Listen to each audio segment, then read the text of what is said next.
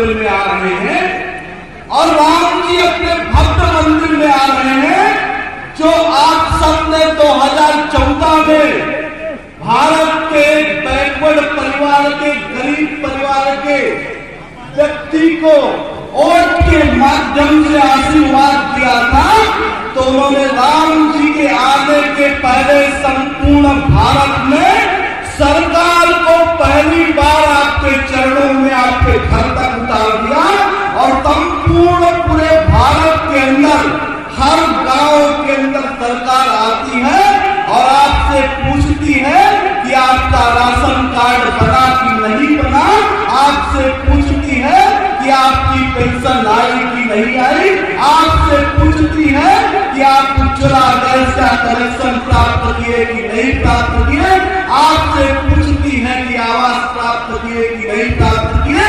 मित्रों, ये राम राज्य की ओर एक बढ़ता हुआ कदम है। आदरणीय नरेंद्र मोदी जी और उत्तर प्रदेश के आदरणीय मुख्यमंत्री योगी आदित्यनाथ जी ने आपके घर तक सरकार को पहुंचाने का काम किया। यही राम राज्य के बढ़ते हुए चरण है।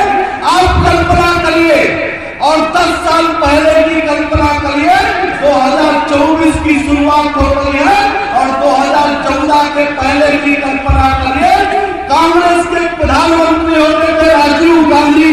राजीव गांधी जी कहते थे, जब मैं दिल्ली से 1 रुपया भेजता हूँ तो केवल जिसको मिलना चाहिए उसको 15 पैसा मिलता है, 85 पैसे का बंटवारा बीच वाले कर देते हैं। लेकिन जब भारत के अंदर नरेंद्र मोदी जी मई के 14 मई में सत्ता संभालते हैं तो उन्होंने कहा कि किसी गरीब को हम जितना पैसा और जितने संसाधन देंगे उसमें किसी पेट्रोलियम का कोई घोटाला नहीं होगा।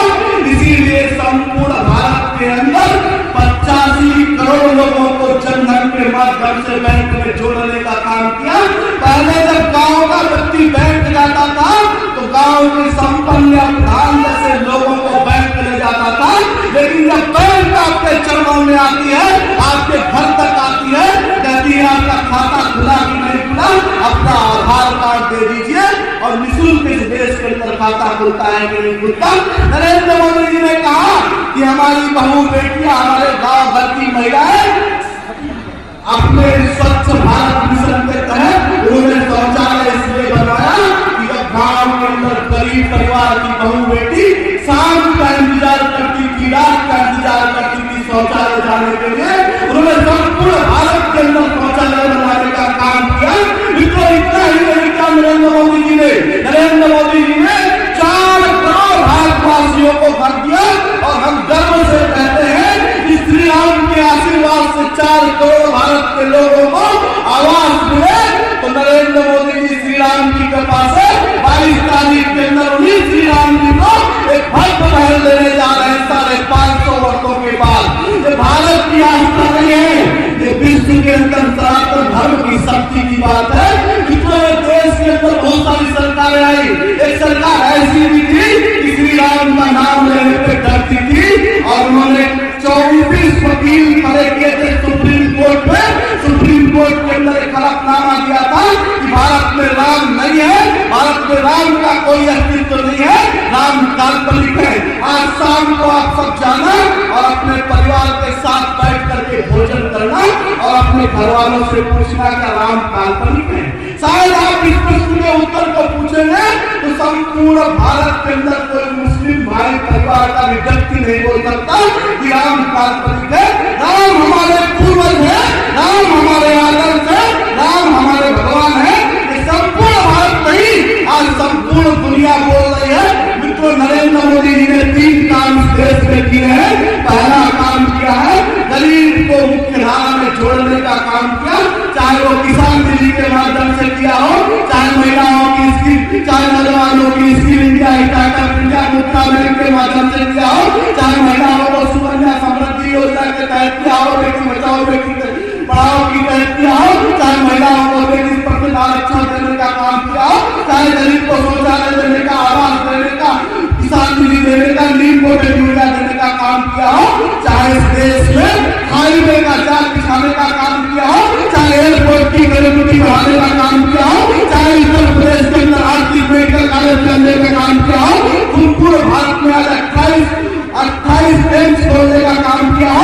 33 IIM खोलने का काम किया हो।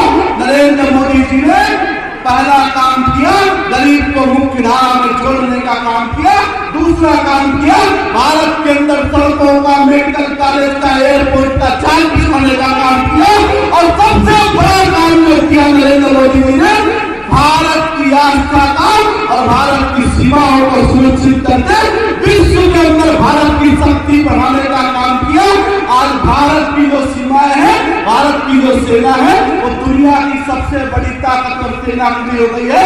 मित्रों, आज नरेंद्र मोदी संबोधित करने का काम होता है। और पिछले साल एक घटना हुई थी, यूक्रेन और रशिया के बीच में एक युद्ध चला था और सारे के सारे देश उस युद्ध को रोकना चाहते थे। भारत के बच्चे वहां पर मेडिकल की पढ़ाई कर रहे थे। विश्व के सारे नेता भारत को दे रहे थे। नरेंद्र मोदी जी ने दोनों देशों से बात की और उन्होंने कहा कि हमारे देश के बच्चे सुरक्षित आने चाहिए। और दोनों देश इस बात पर मान गए कि जिस गाड़ी में भारत का तिरंगा लगा रहेगा, उस गाड़ी पर कोई हमला नहीं करेगा। और भारत के सारे भारत के देश के बच्चे सुरक्षित आ गए। जिस समय संपूर्ण भारत के अंदर कोरोना चल रहा था, पहले कोई बीमारी आती थी तो भारत का प्रधानमंत्री झोली लेकर के विदेशों की तरफ भागता था। लेकिन जब कोरोना जैसी महामारी आई तो भारत के वैज्ञानिक डॉक्टरों को मोदी जी ने आशीर्वाद दिया, कहा जितना पैसा लगेगा लेकिन दुनिया के सबसे पहली वैक्सीन बना करके तैयार कर दिया। इन्हीं देश के वैज्ञानिकों ने भारत के अंदर 2 वैक्सीन बनवाई और संपूर्ण 140 करोड़ के समाज को निःशुल्क वैक्सीन लगाने का काम किया कि नहीं। आज दुनिया रिसर्च कर रही है कि एक तरफ वैक्सीन बन गई और 180 करोड़ परिवारों को निःशुल्क राशन दिया गया कि नहीं दिया गया, बताओ। उस समय उज्ज्वला गैस का एक सिलेंडर निःशुल्क दिया गया कि नहीं दिया गया। इन महिलाओं के खाते में 500 रुपए डालने का काम किया गया कि नहीं किया गया। और जब कोरोना के समय संपूर्ण भारत लॉकडाउन था तो रेलवे का कितना काम हुआ। रायबरेली से लखनऊ, प्रतापगढ़, बनारस वाला रेल ट्रैक आप देखते हैं, पहले एक रेल ट्रैक था, अब 2 रेल ट्रैक हो गए। और भारत का रेल ट्रैक आज दुनिया में 3रे नंबर पर खड़ा हो गया। और भारत का जो रोडों का जाल है वो अमेरिका के बाद दुनिया का 2रे नंबर पर हो गया। उत्तर प्रदेश में 2 एयरपोर्ट होते थे, आज 16 एयरपोर्ट काम कर रहे हैं। और भगवान श्री राम के अयोध्या में एयरपोर्ट मोदी जी ने 1 तारीख को शुरू कर दिया, 30 तारीख को शुरू कर दिया। मित्रों, मैं आप सबसे कहना चाहता हूँ, यही लोकतंत्र की शुरुआत है, यही लोकतंत्र की शुरुआत है। जब आपको ये पुलिस वाले खड़े हैं, आप पहले ये पुलिस केवल बाहुबली और ताकतवरों के लिए काम करती थी, लेकिन आज ये पुलिस केवल आपके सही और गलत के फैसले के लिए काम करती है। यही लोकतंत्र है। आपने 2014 में जो निर्णय किया था, आपने 2017 में जो निर्णय किया था, आपने 2019 में जो निर्णय किया था, उसका परिणाम आपको दिखाई दे रहा है। मैं आप सबसे कहता हूँ कि का विकास। मित्रों, अब आप सब उस दायरे में आ गए हैं कि आप सबको भी नरेंद्र मोदी जी को आशीर्वाद देना चाहिए। और रायबरेली उस आशीर्वाद से वंचित रहा, 14 में भी वंचित रहा, 19 में भी वंचित रहा। मैं रायबरेली वासियों के सामने कहता हूँ, इस बार रायबरेली उस आशीर्वाद से वंचित न रहे और रायबरेली के अंदर भी आप नरेंद्र मोदी जी को आशीर्वाद देंगे तो आने वाले समय में निश्चित ही राम राज्य होगा। आप सबको इस बात का संकल्प दिलाता हूँ कि आने वाला समय दुनिया के सामने, चाहे आनंद मोदी जी ने मंदिर, राधा कृष्ण का मंदिर बनवाने का काम किया हो, चाहे राफेल विमान लाने का काम किया हो, चाहे चीन को धमकियों से रोकने का काम किया हो, चाहे पाकिस्तान की सर्जिकल स्ट्राइक करने का काम किया हो, ये सारी की सारी ताकत आपके वोट के कारण है। इसीलिए आपसे निवेदन कर रहा हूँ, प्रार्थना कर रहा हूँ कि शक्ति को और ताकत से बढ़ाइए। इतना ही कहूंगा, जो राम का नहीं हुआ वो किसी काम का नहीं हुआ।